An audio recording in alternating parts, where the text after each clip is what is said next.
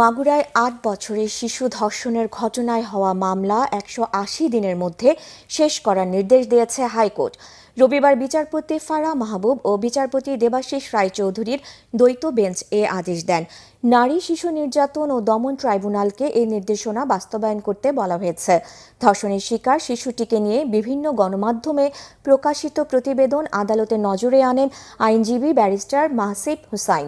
তিনি শিশুটির স্বাস্থ্য সুরক্ষার জন্য প্রয়োজনীয় ব্যবস্থা নেওয়ার আবেদন জানান।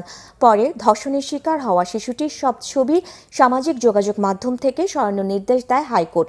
এই সময় হাইকোর্ট বলেন, যারা শিশুটির ছবি প্রকাশ করছেন তারা আইন ভাঙছেন, এটা অন্যায়। ছবি না সরালে নতুন আদেশ দেওয়া হবে বলে জানায় হাইকোর্ট। এ ধর্ষণের ঘটনায় ভুক্তভোগীর মা মাগুরা সদর থানায় মামলা করেছেন। এতে ৪ জনকে আসামি করা হয়। তাদের সবাইকে গ্রেফতার করেছে পুলিশ।